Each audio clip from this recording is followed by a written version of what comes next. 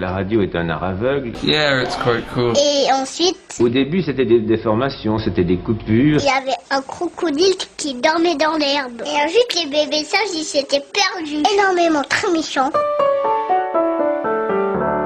Bonjour, alors on va commencer avec une petite question.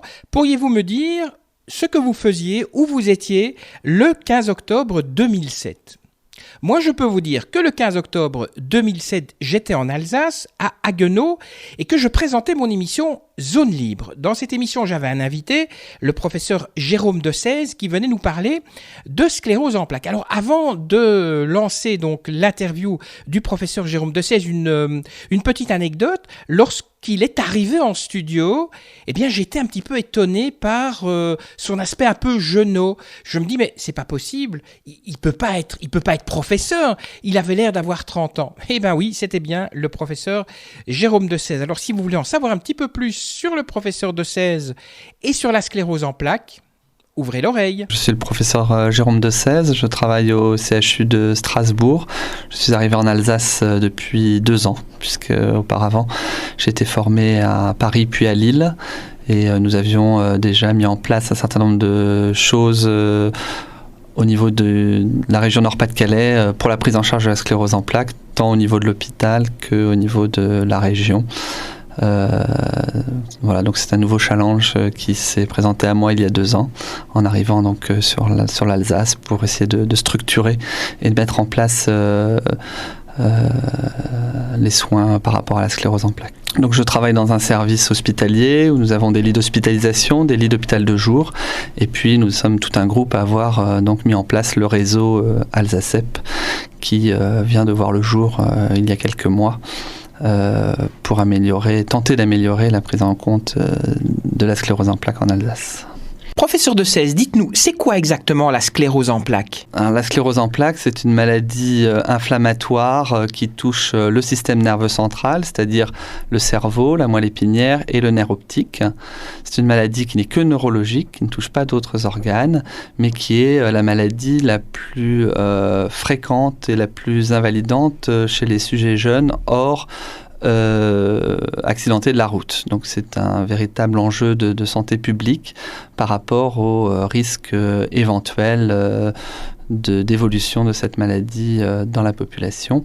Et c'est une maladie qui touche essentiellement les sujets entre 20 et 40 ans, avec une prédominance féminine de 2/3 pour 1/3 d'hommes. Alors, cette maladie, la sclérose en plaques, laisse-t-elle des traces visibles ? Alors, c'est vrai, quand on fait un micro-trottoir, 30% des personnes disent que c'est une maladie de peau, la sclérose en plaques.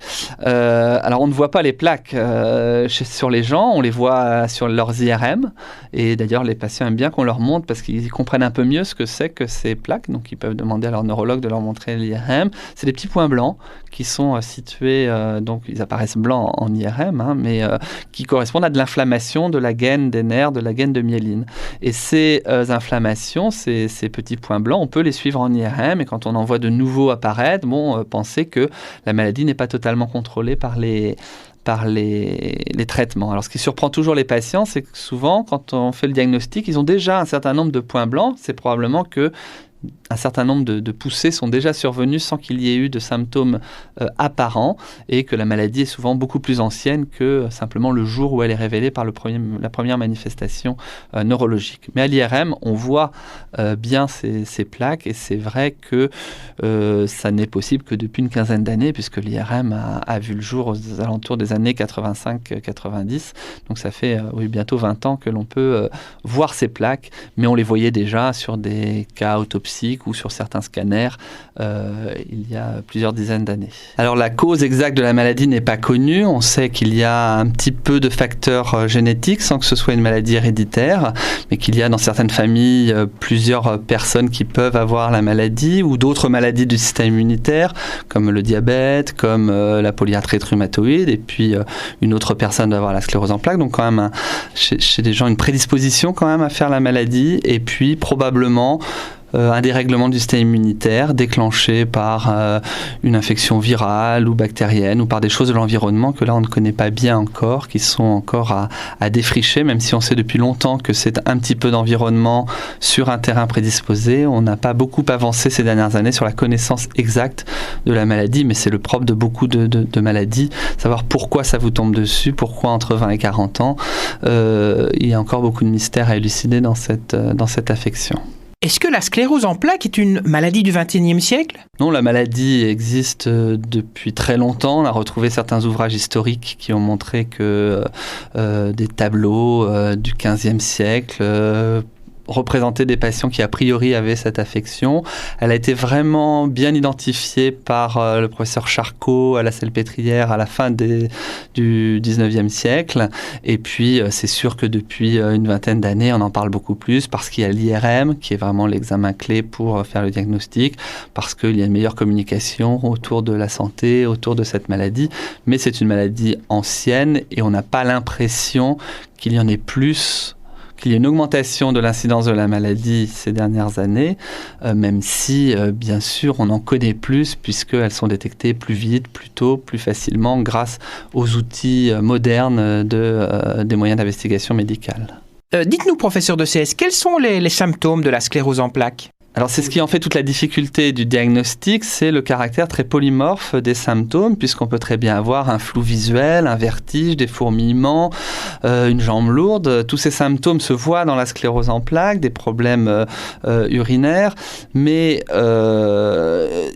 il s'explique puisque l'ensemble du système nerveux central qui commande toutes ces fonctions peut être touché.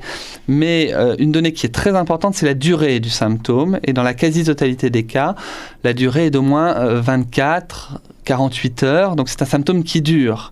Et on dit souvent aux patients, bon, si vous croisez les jambes et que vous avez des fourmillements, ce qu'on appelle nous des paresthésies, et puis que ça passe dès que vous avez terminé de croiser les jambes, ça n'est pas la sclérose en plaques. C'est un symptôme qui dure dans le temps, au moins quelques jours, parfois quelques semaines, quand on a ce qu'on appelle une poussée ou une attaque, selon les termes qu'on emploie avec les patients. Mais c'est un symptôme qui dure, et c'est le fait d'avoir quelque chose d'anormal qui dure plusieurs jours qui doit, bien sûr, alerter le patient et le faire consulter son médecin traitant. Un symptôme qui dure quelques minutes ou des maux de tête pendant quelques heures ne vont pas être un symptôme évocateur de sclérose en plaques. Professeur de 16, comment soigne-t-on les personnes atteintes de la sclérose en plaques ? Alors, il y a deux aspects dans la thérapeutique, je devrais même dire trois, mais les deux principaux sont le traitement de la poussée, de la crise inflammatoire. Donc quand un nouveau symptôme apparaît, on traite habituellement par des perfusions de corticoïdes à raison de fortes doses, 1 gramme par jour pendant 3 jours. Et les symptômes ont tendance généralement à disparaître en quelques jours à quelques semaines. Parfois, ils peuvent laisser des petites séquelles et c'est éventuellement ces séquelles qui vont, en s'accumulant, donner toute la gravité éventuelle de la maladie. Ça, c'est le traitement de la crise qui est assez bien codifié, mais qui n'influence pas l'évolution de la maladie ultérieure. En revanche, on a également donc, ce qu'on appelle des traitements de fond. Ces traitements de fond ont pour but de limiter le désordre immunitaire, de limiter l'inflammation latente qui est là un petit peu de façon sournoise et qui va créer d'autres poussées à l'avenir. Ces traitements sont des traitements qui modifient le système immunitaire. Il y a les interférons bêta, l'acétate de glatyramère et puis de nouveaux traitements immunosuppresseurs un peu plus ciblés, un peu plus performants peut-être, qui sont en train de voir le jour. Il y a depuis une dizaine d'années une énorme révolution dans la prise en charge de la sclérose en plaques par rapport à ces traitements. Mais bien sûr, on n'arrive pas encore à guérir la maladie. On arrive dans le meilleur des cas à bloquer le processus, mais le plus souvent simplement à le ralentir de quelques années, de quelques dizaines d'années dans les meilleurs cas. Et certains patients sont sans poussée, sans aggravation de la maladie pendant 10, 20 ans, 30 ans. Donc ça, c'est extrêmement satisfaisant, mais on n'est pas encore arrivé à bloquer complètement le processus de la maladie. Et puis ce que je sous-entendais tout à l'heure comme troisième traitement, c'est toute la prise en charge qu'il y a autour de cette maladie. Il ne faut pas oublier qu'il y a certains patients qui ne peuvent pas bénéficier de ces traitements immunomodulateurs parce qu'ils ne sont pas dans une phase par poussée, ils ont une phase progressive de la maladie ou qui sont au-delà du seuil requis pour ces traitements. Et là, il y a toute une prise en charge et c'est ce que nous avons essayé de mettre en place depuis 1 an ou 2 en Alsace avec ce réseau Alsacep. C'est le traitement des symptômes, c'est la prise en charge en rééducation, c'est l'ouverture vers des aides médico-sociales au sens très large, puisque comme je l'ai dit tout à l'heure, c'est une pathologie du sujet jeune, et donc va se greffer dessus éventuellement des problèmes d'arrêt de travail, des problèmes de perte d'emploi, des problèmes de justification à faire au niveau médico-social, et là les patients sont souvent assez démunis. Donc l'objectif de ce réseau Alzacep, c'est vraiment de les entourer, les encadrer, les aider dans toutes ces démarches qui vont accompagner petit à petit les patients tout au long de leur vie. Pourriez-vous expliquer ce que sont les traitements immunomodulateurs ? Alors les traitements immunomodulateurs, c'est des traitements finalement qui sont relativement, on va dire, naturels, au sens où par exemple l'interféron, on sécrète de l'interféron dans son organisme. Mais on pense que dans la sclérose en plaques, on n'en sécrète pas assez ou pas les bonnes molécules. Et donc le traitement immunomodulateur a pour but de rééquilibrer, donc il module le système immunitaire, comme son nom l'indique, il a pour but d'équilibrer un petit peu ce système immunitaire défaillant, de rétablir une balance inflammatoire, anti-inflammatoire, pour essayer de réguler au mieux. Alors que les immunosuppresseurs, eux, sont un peu plus radicaux dans le sens où ils suppriment un peu, bloquent complètement le système immunitaire. Donc ça, c'est réservé plutôt aux formes les plus agressives où vraiment il y a de l'inflammation qu'on n'arrive pas à réguler avec les immunomodulateurs. Professeur Dessèze, est-ce que les traitements qui soignent la sclérose en plaques sont douloureux ? Alors les traitements ne sont pas douloureux, ils ont un bon rapport bénéfice effet secondaire. Cependant, la majorité, voire la totalité actuellement des traitements qui sont autorisés, ce qu'on appelle, qui ont l'AMM, l'autorisation de mise sur le marché, donc remboursés par la sécurité sociale et acceptés dans le cadre des bonnes pratiques cliniques, sont par voie injectable. Et c'est vrai que parfois, certaines de ces injections peuvent être un peu douloureuses ou donner des petites réactions au point d'injection. C'est plutôt les effets généraux qui peuvent être gênants, notamment avec l'interféron bêta, avec parfois de la fièvre, des courbatures, des effets un petit peu comme une grippe. Et ça, c'est vrai que les patients parfois s'en plaignent. Fort heureusement, les symptômes disparaissent au bout de quelques semaines à quelques mois dans la majorité des cas.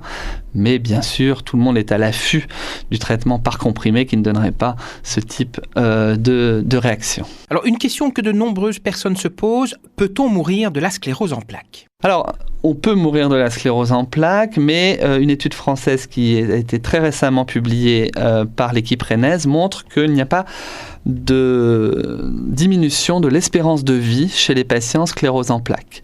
Alors, on est un petit peu surpris parce qu'on a dans nos patients certains patients qui meurent un peu plus tôt que ne leur est voulu leur âge et leur vie habituelle, mais il semblerait que les patients sclérose en plaques n'aient pas certaines pathologies. Il semble qu'il y ait moins de cancer, par exemple, dans la sclérose en plaques, et peut-être que cette compensation avec aussi des vies peut-être un peu plus réglées, un peu moins à risque, font que l'équilibre se fait. Le message quand même à faire passer aussi bien aux patients qu'aux professionnels de santé, c'est que globalement, l'espérance de vie est la même. C'est la qualité de vie qui va être diminuée, qui va être altérée par les différentes gènes de la vie quotidienne qui vont empêcher les patients de faire certaines choses qu'ils pourraient faire s'ils n'avaient pas la maladie. C'est pour ça qu'on travaille beaucoup sur cette qualité de vie en essayant de mettre à disposition des patients un maximum d'aide pour qu'ils puissent avoir une vie la plus normale possible. Professeur Dessèze, peut-on vivre normalement en ayant la sclérose en plaques ? Alors, c'est toujours facile pour le médecin bien portant de dire qu'il faut vivre le plus normalement possible. C'est toujours le message que l'on donne à nos patients. C'est plus facile à dire qu'à réaliser. Le fond de ce message, c'est qu'il n'y a pas de raison d'adapter sa vie ou de se mettre dans une bulle parce qu'on a une sclérose en plaques. Ça ne va rien changer, bien au contraire. Il a été démontré dans certaines études qu'il valait mieux un minimum d'entretien physique, qu'il valait mieux avoir un minimum d'activité, bien sûr dans les limites de ce que peut réaliser un patient, mais que le fait de se mettre dans une bulle et de ne rien faire ou de dormir 14 heures par nuit ne va pas favoriser les choses. Bien au contraire, la fatigue peut amener la fatigue et le fait de trop se reposer peut être néfaste. Maintenant, il est vrai qu'il faut qu'il y ait des aménagements. C'est vrai que parfois des patients ne peuvent pas travailler à plein temps ou qu'il n'est pas raisonnable d'avoir des activités trop fatigantes. Mais disons que dans la majorité des cas, les patients qui ont une sclérose en plaques, au moins au début, dans les 15-20 premières années, peuvent travailler, avoir une vie de famille, une vie familiale, une vie de couple et des enfants comme tout le monde et qu'il n'y a pas de raison de prendre des précautions particulières musculaire. Bon, bien sûr, selon les formes et selon les cas, il peut y avoir après des aménagements à mettre en place. Mais le message important, me semble-t-il, c'est que ce n'est pas en modifiant son mode de vie qu'on modifiera l'évolution de la maladie. Donc c'est un peu ça le message de vivre de la même façon qu'avant la maladie, mais bien évidemment, encore une fois, c'est toujours un peu difficile à mettre en place pour les patients. Peut-on espérer qu'un jour proche, on trouvera la cure pour guérir la sclérose en plaques ? Je veux pas faire preuve d'un optimisme béat. Je pense que il serait vraiment prématuré et utopique pour l'instant de dire qu'on va pouvoir guérir la sclérose en plaques, pour la simple et bonne raison que pour l'instant on n'en connaît pas exactement la cause. On a fait des progrès énormes depuis 10 ou 15 ans dans la compréhension et dans le traitement de cette maladie. Je pense qu'on peut raisonnablement penser que l'on arrivera à bloquer l'évolution de l'inflammation chez la majorité des patients. Maintenant, on parle de la sclérose en plaques et on a l'habitude au quotidien d'avoir des patients tellement différents les uns des autres que on ne peut pas généraliser. C'est vraiment du cas par cas. Et malgré tous les nouveaux traitements, on a encore des patients pour lesquels on a l'impression qu'ils échappent à tout. Alors que pour d'autres patients, on a déjà l'impression qu'avec les traitements les plus légers, on contrôle très bien la maladie. Il y a même des patients qui n'ont pas besoin de traitement tellement leur maladie est peu agressive. Et ça aussi, c'est un autre message, je pense, qu'il faut passer éventuellement aux auditeurs, c'est que on croise dans la rue tous les jours des gens qui ont la sclérose en plaques, parfois depuis 20 ans ou 30 ans, et qui sont tout à fait indemnes de séquelles, et que parfois, il faut une poussée tous les 5 ans ou tous les 10 ans, et que ça ne se voit pas, et que ces gens-là aussi ont la sclérose en plaques, et donc que la sclérose en plaques n'est pas forcément une équivalence vers un handicap, vers une gêne physique, ou vers le fauteuil roulant, comme on a tendance trop souvent à l'imaginer, notamment dans le grand public. Professeur Dessèze, existe-t-il des groupes de soutien ou des associations qui soutiennent les personnes atteintes de la sclérose en plaques ? Tout à fait. Alors, il existe en France et en particulier en Alsace un certain nombre d'associations. Essentiellement, j'en citerai 2 en Alsace puisque ce sont les plus actives. C'est la NAFCEP, la nouvelle association française pour la sclérose en plaques, qui n'est plus très nouvelle puisqu'elle a vu le jour dans les années 80, mais c'est son titre. Et donc avec une délégation dans le Haut-Rhin et une dans le Bas-Rhin. Et puis l'APF, donc l'association des Paralysés de France, qui a une section spécifique sclérose en plaques, là encore dans le Haut-Rhin et dans le Bas-Rhin, et ces 2 associations qui n'ont pas forcément tout à fait les mêmes missions, mais qui sont là pour le patient et autour du patient, mènent depuis plusieurs années des actions très très positives. Je prendrai simplement un exemple, c'est la manifestation que nous avons organisée conjointement avec ces 2 associations et le réseau Alsacep à Herlisheim au mois de mai dernier, qui a réuni plus de 250 personnes pour parler de la maladie, mais également pour un après-midi de divertissement avec un groupe de gospel. Je pense que c'est ça aussi la dynamique que l'on peut mettre autour de la maladie, c'est ne pas que passer du temps à s'occuper de la maladie en elle-même, mais également s'ouvrir sur le monde extérieur et partager avec le monde extérieur un certain nombre d'activités. Et tous les participants étaient vraiment ravis de cette réunion que nous renouvellerons, je pense, régulièrement, puisque les échos n'ont été que positifs. Donc il y a en effet ces 2 associations qui travaillent étroitement avec celle que nous venons de créer l'année dernière, donc le réseau Alsacep, qui est une mission un peu différente, puisque c'est un réseau de soins ville-hôpital, donc avec des moyens dédiés à ce réseau, mais il y a par exemple sur le site du réseau un lien direct avec les associations et la possibilité de participer à des groupes de parole, d'avoir des informations ou des aides techniques par rapport à ce qui est mis en place donc par ces associations. Professeur Dessèze, merci pour toutes ces informations que vous avez partagées avec nous. Le site internet d'Alsacep, www.alsacep.org, Alsacep, A-L-S-A-S-E-P, en lettres minuscules, .org. Ça y est, c'est fini.